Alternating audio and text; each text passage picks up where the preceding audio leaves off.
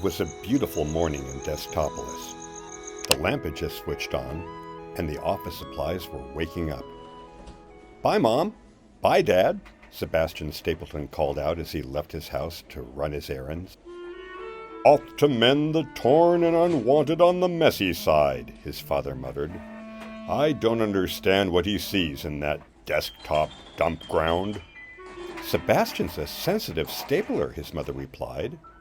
"He just wants to help office supplies less fortunate than we are." "Slackers and trash," his father huffed. "Next thing you know, they'll be boxed up and shipped here to the tidy side. And then there goes the neighborhood." Unlike his father, Sebastian loved the messy side of the desk. There was color and chaos and a sense of usefulness and belonging that he never saw on the tidy side. Sebastian passed a pile of papers, bustling to get in order. "Sorry, Sebastian," said Kathy the cover sheet. "No time to chat." Kathy turned towards the papers. "Hurry up, girls. If we don't get it together, we'll miss our deadline. Tammy, the table of contents goes after the introduction.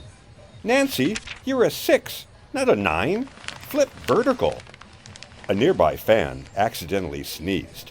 "Achoo!"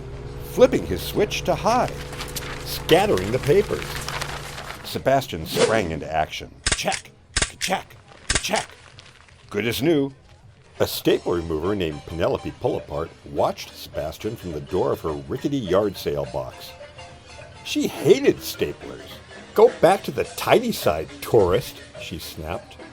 "You've got no business here." Shick, shick, shick. Quick as a flash, Penelope removed the staples from the papers. Ka-chack, ka-chack, ka-chack. Just as quickly, Sebastian stapled them back.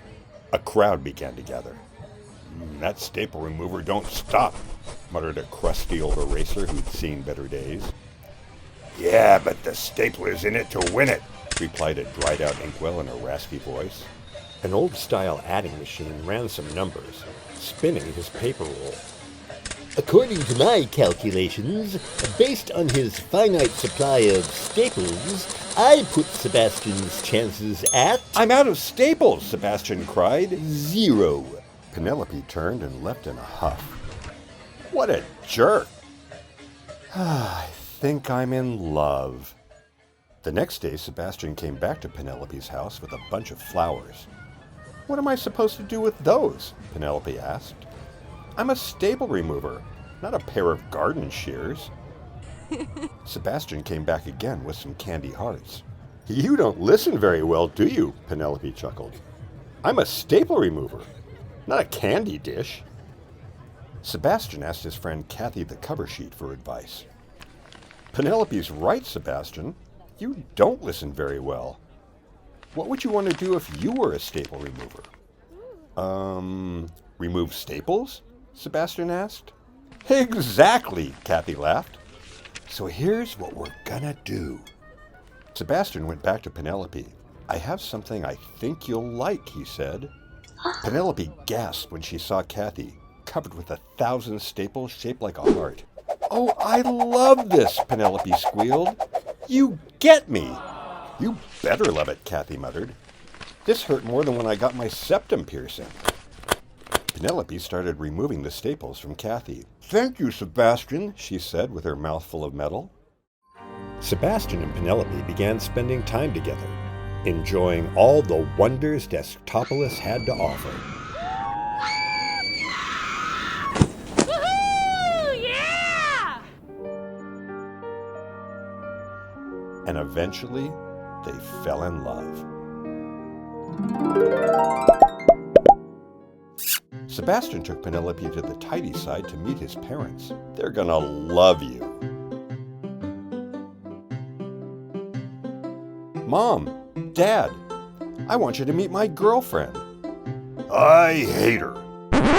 "What?" "You heard me. A stapler can never be in love with a staple remover. It's unnatural." Penelope choked back a sob, then took a breath and glared at Sebastian. "Your dad's a butthead and a bigot. I'm out of here." Penelope turned her back on Sebastian and headed to the messy side. "Penelope, wait!" If you follow that staple-eating sleaze, I'll disown you, growled his father. Sebastian turned and left without a word. Sebastian, his mom cried, be happy. I love you. Sebastian moved in with Penelope and set up a house full of love. They got married in the Trophy Grove by the prettiest pen in Destopolis, surrounded by all their messy friends. A few years later, Sebastian's mom answered a knock on the door. Standing on the porch were Sebastian and Penelope. Sebastian's father pushed past his wife and growled at the two lovebirds. I told you to never come back here. A flock of baby staplers entered the scene and surrounded Sebastian's parents. Oh my, laughed his mother. I'm a grandma. Sebastian's father's cold heart melted at the sight of the baby staplers. Pretty cute, aren't they? Penelope said to him.